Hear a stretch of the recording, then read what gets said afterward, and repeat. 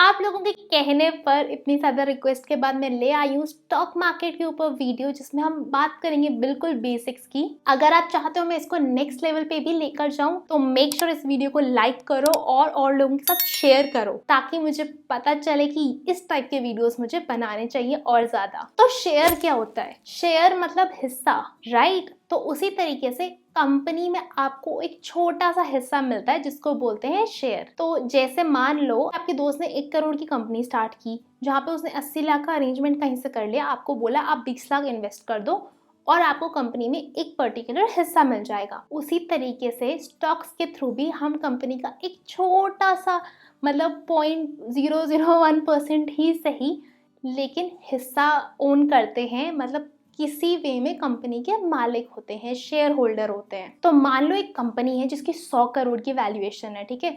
उन्होंने 20 करोड़ के शेयर्स को पब्लिकली लिस्ट कर दिया, मतलब कोई भी उनको खरीद सकता है, ठीक है। तो हम मान लेते 2 लाख शेयर है 20 करोड़ के, यानी हर एक शेयर हो जाएगा 1000 रुपए का। तो वो जो 1000 रुपए का आप शेयर खरीद रहे हो, आप 1, 2, 3 जितने भी खरीद रहे हो, उस हिसाब से आपको कंपनी में हिस्सा मिलता जाएगा, यानी 1000 रुपए out of total 100 crore. So essentially share market कोई जुआ नहीं है। आप रैंडमली कहीं पैसा नहीं लगा रहे हो, आप एक बिजनेस में पैसा लगा रहे हो।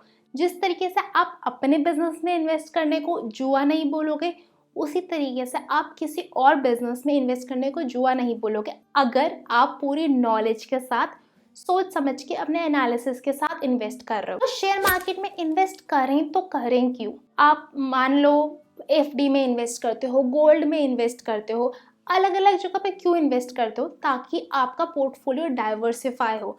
मतलब ये हो सकता है ना, किसी टाइम पे गोल्ड के रेट्स गिरे हुए हैं, उस टाइम पे प्रॉपर्टी के रेट्स उठे हुए हैं, तो आपको वहाँ फायदा हो रहा है।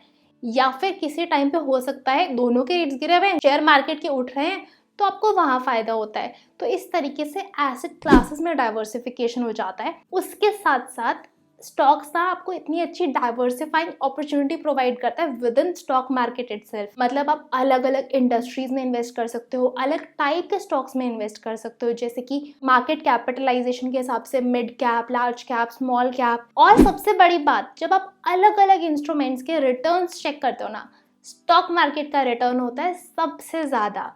तो जब आप लॉन्ग टर्म के लिए होल्ड करते हो 4-5 साल के लिए, यूजुअली स्टॉक मार्केट में डबल डिजिट रिटर्न्स ही होते हैं। At least that is what the past says. On an average आप मान सकते हो 15 से 18% के आसपास रिटर्न एक्सपेक्ट कर सकते हैं, जो कि बाकी एफडी से तो खैर पॉसिबल ही नहीं है, बाकी इंस्ट्रूमेंट्स भी नहीं पहुंच पाते हैं वहां तक। तो इससे आप इन्फ्लेशन को भी बीट कर पाते हो, क्योंकि अब महंगाई तो बढ़ती रहेगी। अगर मान लो ऑन एन एवरेज 7% हर साल महंगाई बढ़ रही है, तो आपकी एफडी तो आपको रिटर्न ही नहीं दे पा रही है ना, बेसिकली आपका पैसा वहीं का वहीं है।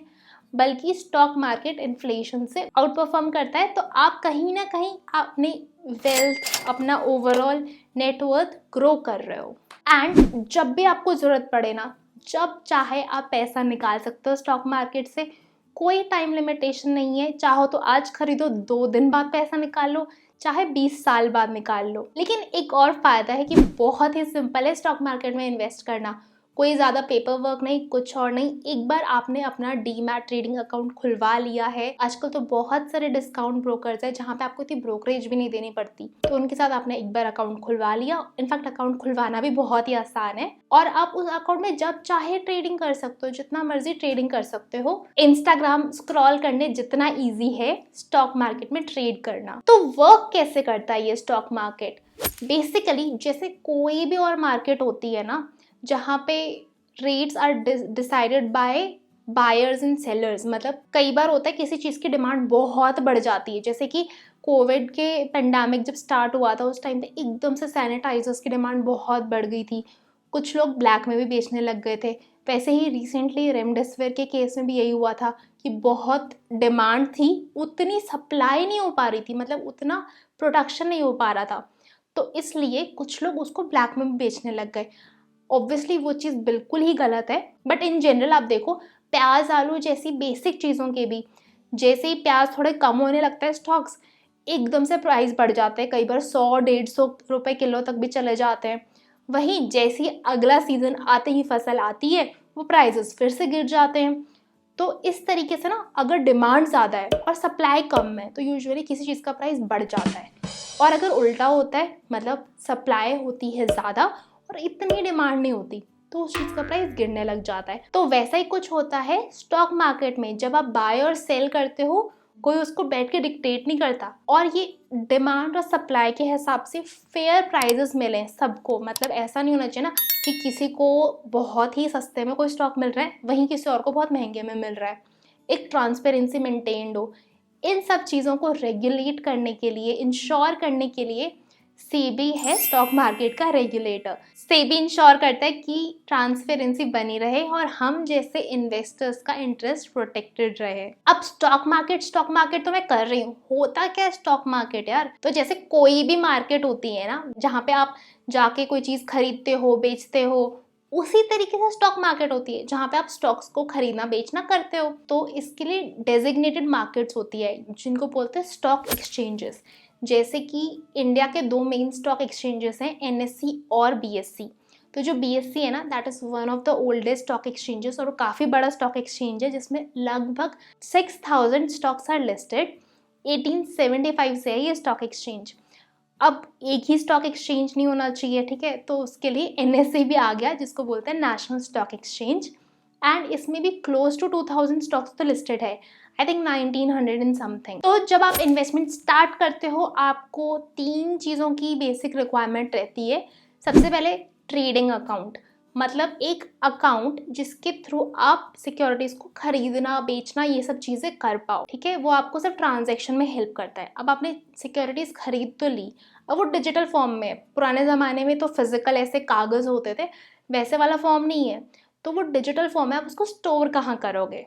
उसको स्टोर करने के लिए एक वॉलेट समझ लो होता है, डीमैट अकाउंट, जहाँ पे आप अपने सारे के सारे जो भी खरीदे हुए शेयर्स हैं उनको होल्ड कर सको। और उसके अलावा जो होता है आपको ब्रोकर, बेसिकली बीच का मिडलमैन समझ लो, जो आपको स्टॉक्स खरीदने में और बेचने में असिस्ट करता है। तो जो पुराने ट्रेडिशनल ब्रोकर्स होते थे ना वो आपको ना सिर्फ वो प्रोवाइड करते थे ट्रेडिंग के लिए एक प्लेटफॉर्म, बल्कि आपको एडवाइस भी देते थे कि आपको कौन सा स्टॉक लेना चाहिए, क्या रिसर्च है, ये सब चीज़ें। पर आजकल लोग काफ़ी कुछ खुद ही इंटरनेट पे रिसर्च कर लेते हैं, और इसीलिए आजकल डिस्काउंट ब्रोकर्स आ गए हैं जो आपको सिर्फ और सिर्फ ट्रेडिंग में असिस्ट करते हैं। मतलब आप उनके थ्रू ट्रेड कर सकते हो लेकिन आपको कोई भी एडवाइजरी और बाकी फैसिलिटीज़ नहीं मिलती है। जैसे for example Zerodha, in fact I have an account with Zerodha. अगर आप खुलवाना चाहते हो make sure to check my link in the description given below. आप वहाँ से अपना ज़ीरोधा अकाउंट खुलवा सकते हो।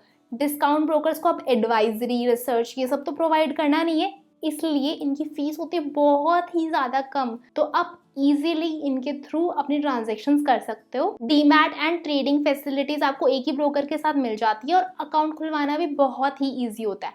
आपको बस 3 ही डॉक्यूमेंट्स चाहिए, आधार कार्ड, पैन कार्ड और अपना बैंक अकाउंट, और बहुत ही ईजीली आप ज़ीरोधा या किसी और डिस्काउंट ब्रोकर के साथ अपना अकाउंट खुलवा सकते हो। इनफैक्ट वो खुद ही काफ़ी ज़्यादा असिस्ट करते हैं, तो आपको उसके बारे में कोई टेंशन लेने की ज़रूरत नहीं है। बट बैंक अकाउंट या पैन कार्ड नहीं है तो वो पहले करवा लेना। अब वीडियो बहुत ज़्यादा हैवी ना हो इसलिए इसको इतना ही रखते हैं। नेक्स्ट वीडियो में हम पार्ट 2 कंटिन्यू करेंगे। मेक श्योर आप इस वीडियो को लाइक कर दो और ये वाले वीडियो ज़रूर ज़रूर ज़रूर देख लेना।